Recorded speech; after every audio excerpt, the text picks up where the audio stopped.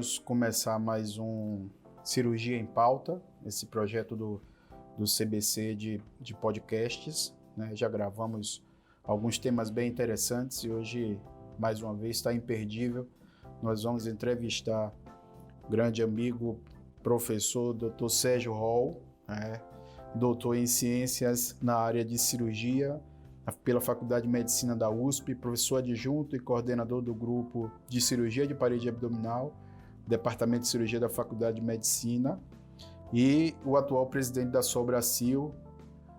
Bom dia, meu amigo Sérgio, bem-vindo. É um grande prazer contar com sua presença aqui nesse projeto do CBC de Cirurgia em Pauta.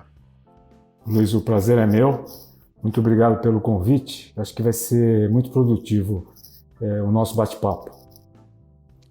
Com certeza. Então, vamos começar, Sérgio, porque a gente tem em torno de 45 minutos a uma hora.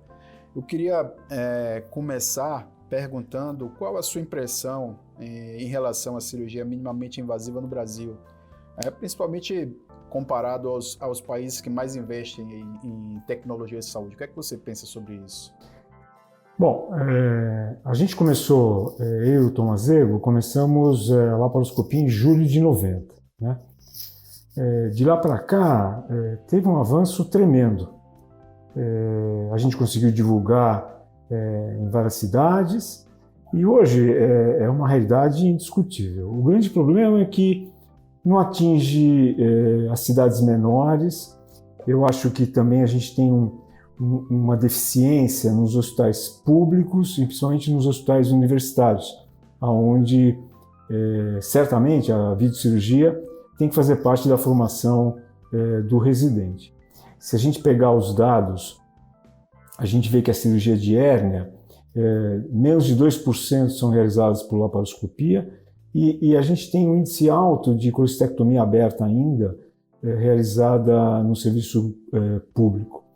Então, eu acho que a gente teve uma grande evolução. Eu acho que de 90 para cá a gente atingiu um patamar excelente, mas em termos de investimento é muito diferente do que a gente vê nos Estados Unidos e na Europa, onde que a colestectomia não é mais realizada pela técnica aberta, acho que próximo a 100% são por videocirurgia e no Brasil a gente ainda tem essa deficiência. Entendi. Você citou um ponto importante aí, né, que é a questão da iniciação da videocirurgia. A gente sabe que você participou ativamente disso. Hoje, como você disse, a cirurgia já é uma realidade. E eu acho que um ponto que precisa ser bem discutido é em relação à formação. Né? Hoje a formação, a cirurgia minimamente invasiva, hoje é uma ferramenta que é indispensável para o cirurgião. O que é que você pensa, né? Qual a sua impressão em relação à formação, o modelo atual de formação de cirurgião, especificamente em cirurgia minimamente invasiva? Você acredita que existe um modelo ideal e, se sim, como seria esse modelo? A pergunta é excepcional. A gente que está na área acadêmica, lida com acadêmicos e com residentes, está sempre preocupado com isso.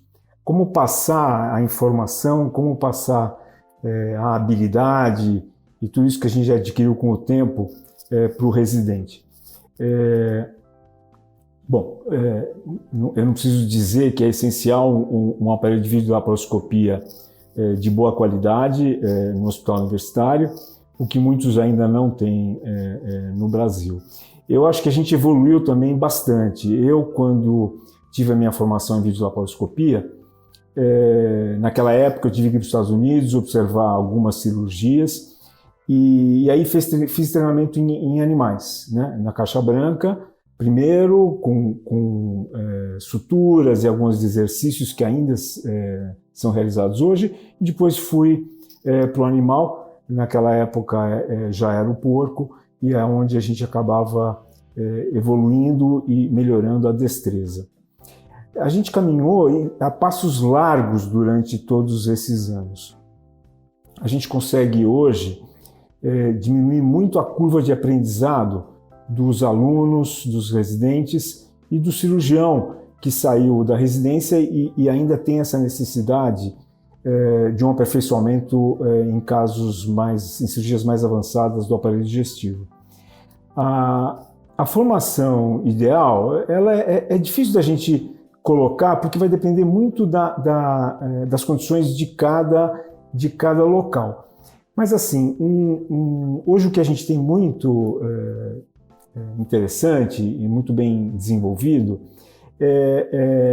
são os laboratórios de treinamento.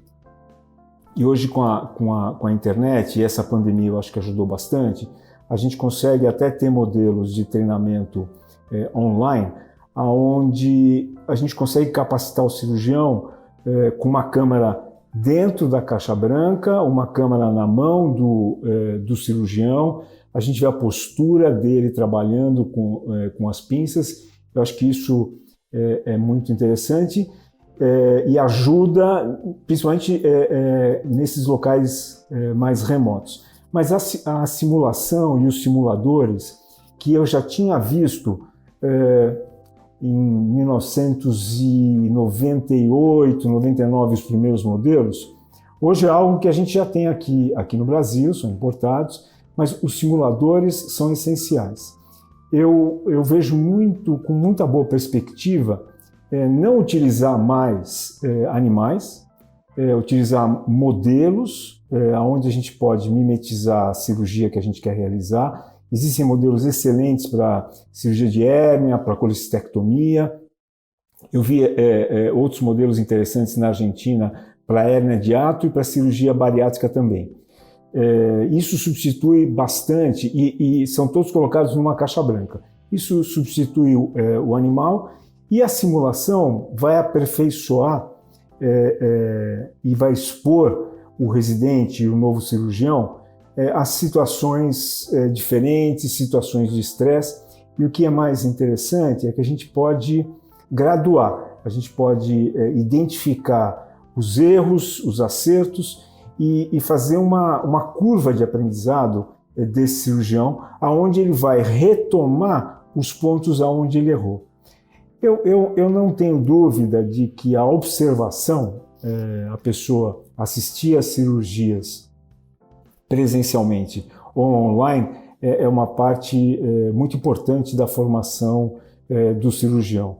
Então eu acho que se a gente for passar numa linha de tempo, aquilo que eu estou falando, então eu acho que é importante expor quem vai treinar a literatura, né, a literatura atual, naquilo que ele quer se expor e treinar, passar por exercícios em caixa branca, principalmente exercícios de sutura, passar para modelos não animais, onde você tem estruturas reais e você pode estar suturando e usando o grampeador, aí ir para a simulação, completar todo o ciclo da simulação e a partir daí assistir cirurgias e, se for possível, entrar em campo operatório com um cirurgião habilitado, um cirurgião que já tenha experiência.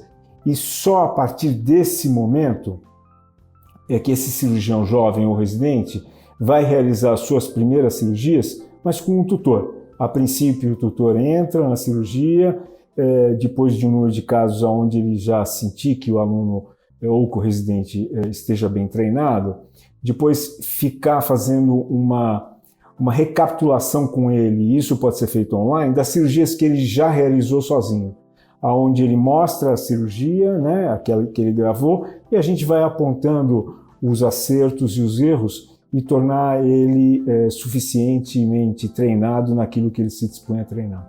Acho que esse é um modelo ideal.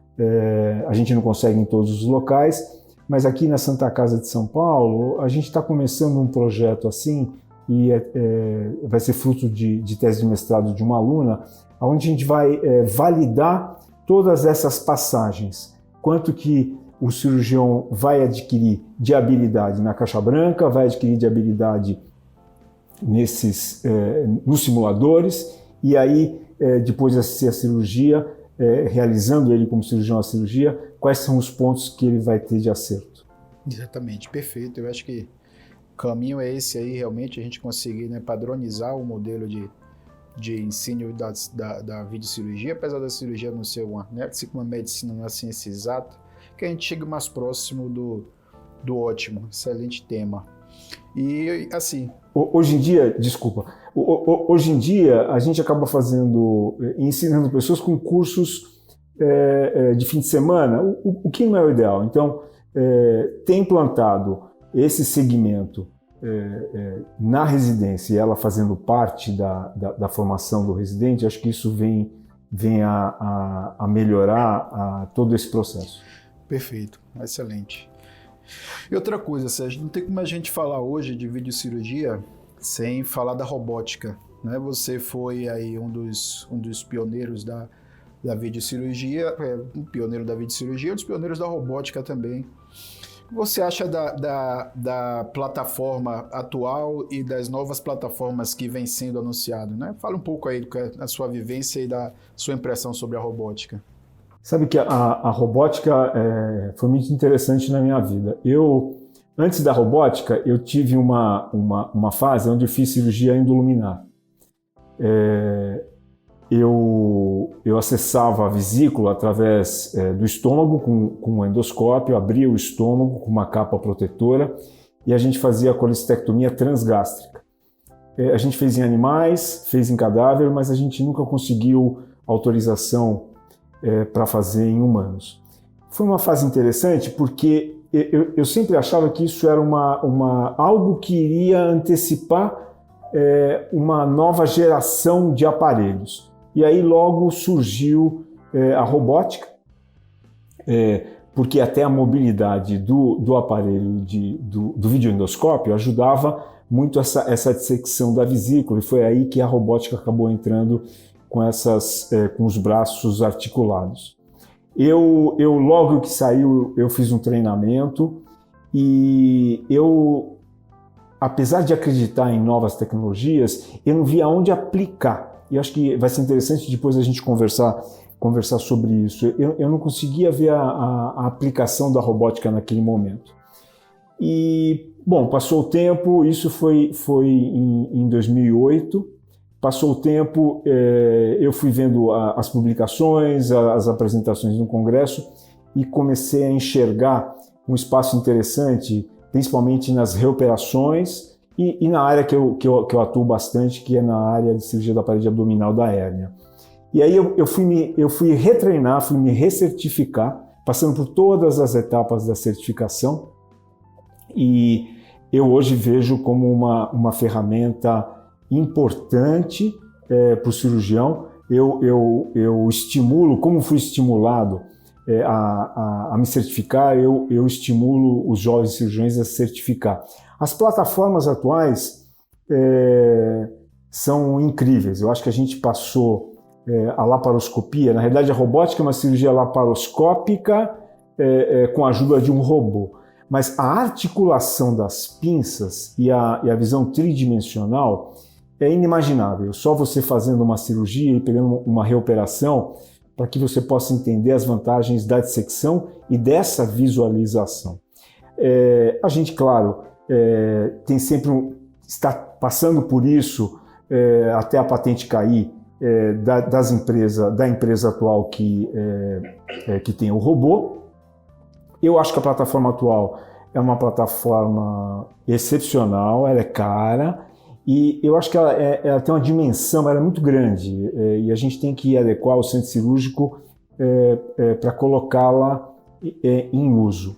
O que eu acredito muito é numa plataforma híbrida, e eu já tenho visto isso vai começar a ter agora no mercado. Primeiro a gente começou a ver na Europa o surgimento de plataformas onde os braços vêm separados, então ele não vem em bloco como na plataforma atual, onde você tem uma pilastra de sustentação e os 4 braços saem dessa pilastra. Agora o que a gente tem percebido são braços que são acoplados separadamente à mesa, o que vai dar mais mobilidade no manuseio da mesa cirúrgica, no posicionamento do paciente, e não vai exigir tanto espaço, porque os braços são bem menores do que a plataforma que a gente tem hoje em dia.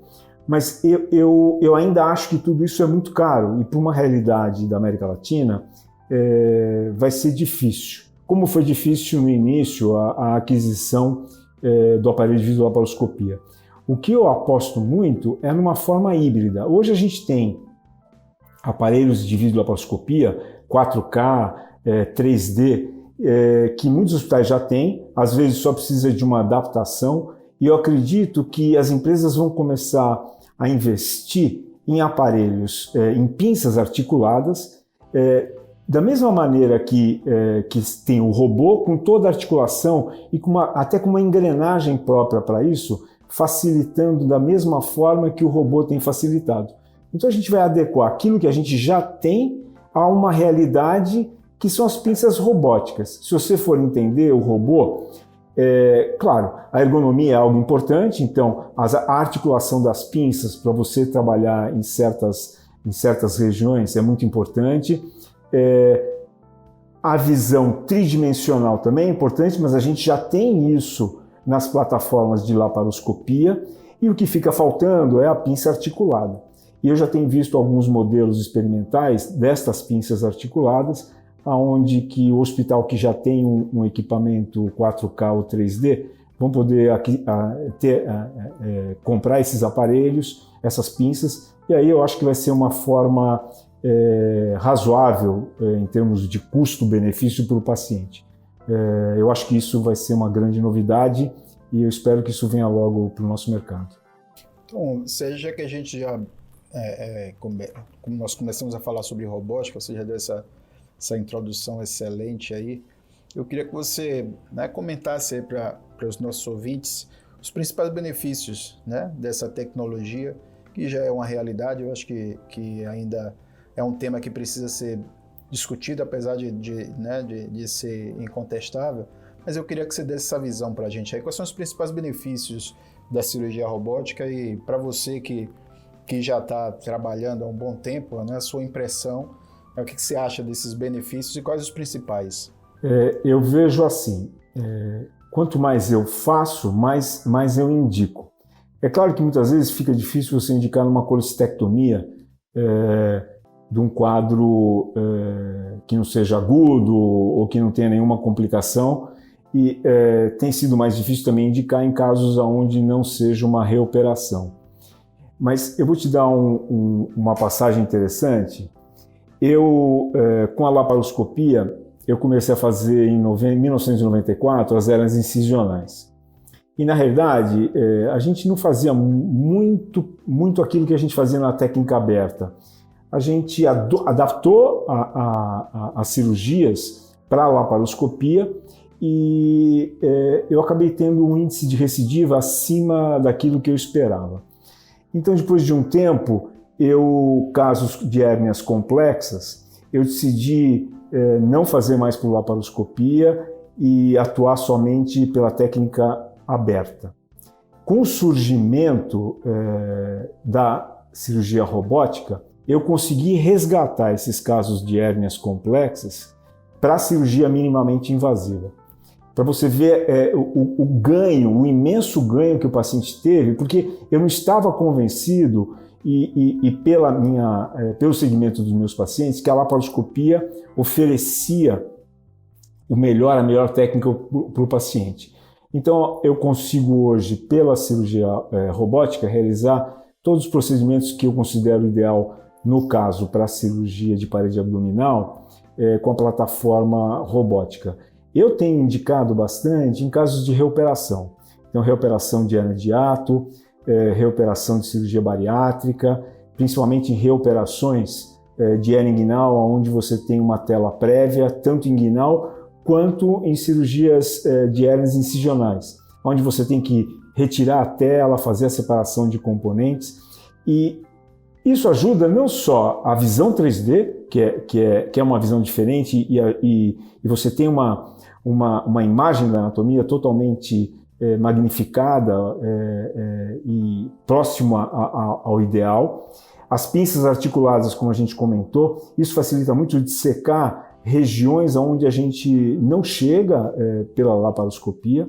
O fato de você controlar a câmera é algo impressionante e algo de um valor que a gente tinha perdido.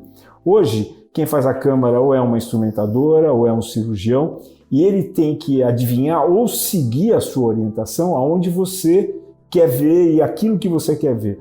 Você, voltando a tomar ter o controle da ótica, mesmo que você esteja na horizontal ou na vertical, você consegue uma visão ideal daquilo que você quer, próximo, como se fosse você mesmo controlando a ótica da laparoscopia. Então, acho que essa é a grande vantagem. E essas reoperações e essas cirurgias maiores, eu não faço cirurgia de pâncreas, de fígado, mas muitos cirurgiões têm realizado esses casos também por cirurgia robótica, são cirurgias longas. Mesmo as cirurgias de hérnias complexas são cirurgias de 5, 6 horas. Imaginando um cirurgião em pé todo esse período, vem o cansaço. Então eu acho que também nisso a gente tem que valorizar a cirurgia robótica, onde o cirurgião está sentado. É claro, tem toda a posição que às vezes não é adequada, você fica olhando para um visor. Agora, as novas plataformas, você já opera olhando para um monitor como se fosse a cirurgia laparoscópica, mas só o fato de você estar sentado nesse período de 6 a 8 horas é muito mais confortável e vai permitir que o cirurgião, ao longo da sua evolução e a evolução da sua idade também, continue a poder operar com essas plataformas com a mesma destreza, porque o robô ele minimiza, ele diminui o seu tremor, aumentando assim a precisão da cirurgia. Então eu vejo a cirurgia robótica de uma forma onde ela vai, eu não tenho dúvida, ela vai substituir a laparoscopia assim que ela se tornar acessível para todos. Excelente. Eu acho que um outro grande benefício aí que já está anunciado, inclusive nas próximas plataformas, que já vem aí desde a Saúde 4.0, é a questão da inteligência artificial. E a robótica, eu acho que é a grande aposta disso aí, né? As novas tecnologias já prometem isso. Eu queria que você comentasse como é que você vê aí a utilização da inteligência artificial na cirurgia, nessa nova etapa que a cirurgia vem prometendo aí, que eu acho que é fundamental para o futuro do cirurgião. Essa pergunta acho que é a mais importante. Na realidade, a gente teve uma grande mudança na década de 90 da cirurgia aberta para a cirurgia laparoscópica. Isso foi uma mudança radical, como a gente acessa a cavidade abdominal. Com o surgimento da robótica veio um benefício, não foi uma mudança tão absurda como foi a laparoscopia na década de 90, mas veio ajudar bastante o cirurgião. Agora, a inteligência artificial, essa vai ser a grande mudança, o grande pulo, o grande aperfeiçoamento da cirurgia. A possibilidade de você entender, na hora que você vai operar, de sobrepor as imagens da anatomia normal do paciente, da anatomia alterada, junto com a tomografia, ressonância e outros exames, podendo treinar antes aquilo que você vai fazer, simular a cirurgia que você vai fazer no indivíduo. E também com a ajuda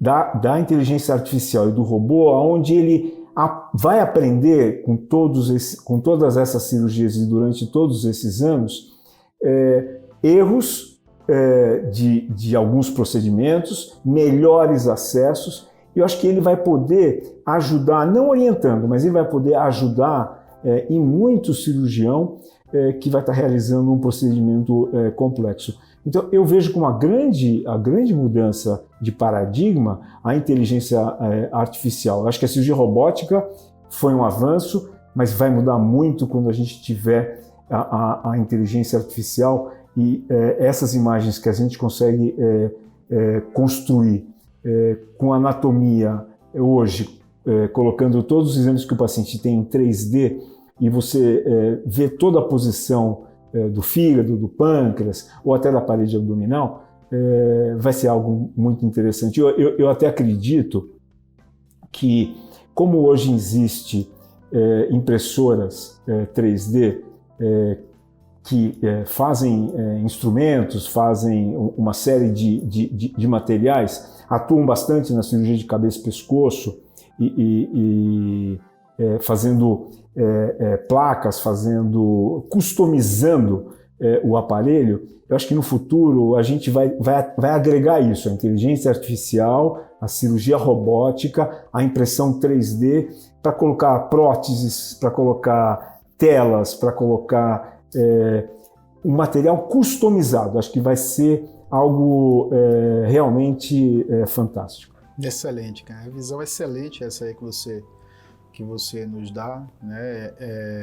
Eu acho que assim, todo cirurgião tá ansioso aí por essa etapa que vai chegando, né? Cirurgia, como sempre, para quem gosta, para quem opera, né? Traz sempre uma novidade. Eu acho que realmente essa questão de inteligência artificial, como você citou aí, impressão 3D, da gente conseguir customizar o tratamento, é a evolução, né? A gente vai olhar para trás como a gente começou e aonde a gente está indo. Eu acho que a robótica está contribuindo muito, né? Foi a grande benefício aí da cirurgia dos últimos tempos. E para a gente finalizar, eu queria que você comentasse um pouco, né? Nem tudo são flores. Então, o grande questionamento aí de alguns cirurgiões é em relação ao custo da cirurgia, né? Você acha que o custo da robótica ainda é um empecilho? E queria que você comentasse também em relação às principais áreas, né, cirurgias, especialidades que você acha que esse custo, né, o custo-benefício é interessante. Essa é uma pergunta chave, e eu vivi muito essa etapa no início da videocirurgia, né? Porque os hospitais não queriam comprar o aparelho, a gente tinha que adquirir o próprio aparelho, e era um custo alto, o investimento era alto. E com o tempo, o que eu vi é que os hospitais começaram a comprar vários aparelhos e a gente não precisou mais ter esse gasto para adquirir o aparelho. É claro que na cirurgia robótica isso é impossível, o aparelho é muito caro, então só as instituições que têm essa capacidade da aquisição. Mas eu vou tomar como exemplo o que acontece em alguns hospitais nos Estados Unidos. Eles têm alguns acordos, eu acho que isso vai começar a acontecer aqui no Brasil também, porque não tem outra maneira de valorizar a capacidade do hospital de realizar cirurgias complexas e valorizar o cirurgião pelo seu avanço e pela sua adaptação com a tecnologia, se você não permitir que a gente utilize aquilo que existe de moderno. Nos Estados Unidos, um paciente chega com uma hérnia inguinal numa instituição, quem decide se vai ser a técnica aberta, laparoscópica ou robótica é o cirurgião, não o seguro-saúde e não o hospital. É muito interessante, você fala assim, bom, mas é claro que nos Estados Unidos eles têm essa capacidade financeira de poder fazer dessa maneira. Mas tem um outro lado que talvez os hospitais aqui em São Paulo começam a perceber também, no Brasil até, é que quanto mais o hospital é visto realizando cirurgias complexas com aparelhos modernos, ele é melhor ranqueado pela população, então isso aumenta o movimento e a procura por essas cirurgias complexas nessa instituição, e também vai chegar um momento onde as instituições que pagam o procedimento vão valorizar os bons resultados dos cirurgiões em alguns hospitais. E essa valorização vai vir através do uso dessas novas tecnologias. Quando isso a gente começar a medir aqui no Brasil, você vai lembrar desse nosso bate-papo e vai ver que, na realidade, esse cirurgião americano que decide qual vai ser o tipo de acesso, na realidade ele queria só o benefício do paciente, que é essa a função do cirurgião, e não importa o custo. É claro que falando assim parece um sonho, mas eu acredito piamente nisso, vendo a evolução da cirurgia robótica nos Estados Unidos. Aqui no Brasil, a gente tem instituições que não cobram o aparelho robótico, onde se você levar uma cirurgia que eles veem que tem um custo-benefício para eles, até em termos do material utilizado descartáveis, eles franqueiam o robô, você pode utilizar mesmo que o paciente não pague o robô. E isso vai acontecer cada vez mais, porque eu vou levar um paciente para um hospital que tem um robô, mas se eu já estou lá, eu vou ter vários pacientes, os pacientes que eu faço laparoscopia, vai ser mais fácil também levar para lá, porque um caso eu faço laparoscopia, outro robótico. Então, eu acho que isso vai começar a mudar quando a gente tiver mais hospitais com robô aqui no Brasil. O grande benefício, e eu acho que compensa esse custo-benefício da utilização do robô, como eu já disse, são reoperações, né? Eu acho que vale a pena, é impressionante a recuperação do paciente quando você reopera um caso complexo de uma cirurgia bariátrica, uma hérnia complexa, recidivada pela robótica, comparado com a técnica aberta. Ela se assemelha à cirurgia laparoscópica, a gente até imagina, bom, você vai pegar um caso de uma hérnia primária que você faz por cirurgia laparoscópica, o paciente interna pela manhã e vai embora à noite. Uma hérnia recidivada, com tela, e você opera pela robótica, ele interna pela manhã e vai embora à noite também. E essa é a minha experiência. O que eu tenho visto é que a robótica resgata a qualidade de vida para os casos complexos, onde a gente esperava um pós-operatório com muita dor, um pós-operatório mais moroso, até com quadros de infecção. Eu não tenho percebido isso com a cirurgia robótica.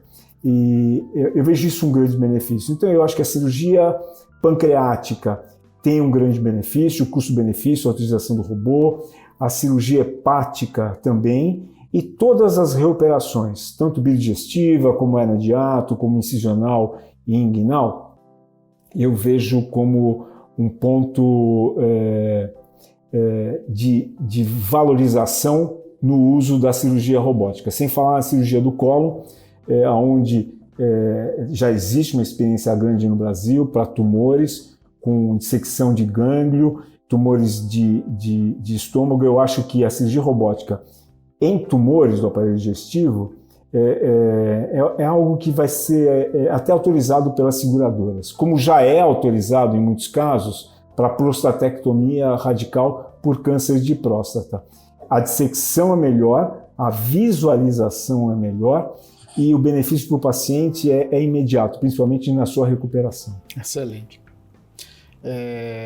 Bom, a gente, infelizmente, né, estamos chegando ao final. É um bate-papo interessante, né? Como eu já comentei, inclusive no último que foi com o nosso grande amigo Totti. Se desse, a gente ficava aqui batendo papo o dia inteiro. Eu queria que você encerrar, né? Primeiro convidando todos a participarem do nosso podcast, enviando perguntas, sugestões de temas, sugestões de convidados, né? Aí pelo Instagram do CBC, @Colégio Brasileiro de Cirurgiões. E queria, Sérgio, que você finalizasse, aí sei que você é o atual presidente da Sobracil, né, a Sociedade Brasileira de Cirurgia Laparoscópica e Robótica, que é uma grande parceira do Colégio Brasileiro de Cirurgiões. Você deixar sua mensagem para todos os cirurgiões laparoscopistas, né, os que já estão fazendo robótica, e para todos os outros cirurgiões em relação à cirurgia minimamente invasiva, da qual, aliás, eu sou um grande entusiasta e acho que a gente precisa levar essa mensagem aí para todos. Bom, primeiro, Luiz, agradecer a você o convite ao Colégio Brasileiro de Cirurgiões. É sempre uma honra estar com o Colégio Brasileiro de Cirurgiões, que é a nossa sociedade mãe. Falando um pouco da Sobracil, eu assumi agora depois da presidência do professor Domene, e a gente vai dar continuidade principalmente em tentar capacitar pessoas que ainda têm dificuldade no aprendizado da cirurgia laparoscópica e na robótica. A minha proposta para esses próximos 2 anos é reverter esse número de 30% só de cirurgia de colecistectomia laparoscópica e 70% ou 65% aberta no SUS, para que a gente chegue a pelo menos o inverso, 70% laparoscópica e 30% aberta. A proposta vai ser levar treinamento e aparelhos para regiões remotas, onde o cirurgião tem dificuldade em acessar essa tecnologia. Então esse vai ser o nosso objetivo. Treinamento é a palavra-chave para a gente, e a gente, como CVC, quer estar próximo do associado, quer participar dessas decisões, ajudar no treinamento da laparoscopia e da robótica também. Excelente, meu amigo. Muito obrigado mais uma vez aí por ter aceitado nosso convite, pela disponibilidade. E a todos, até o próximo Cirurgia em Pauta.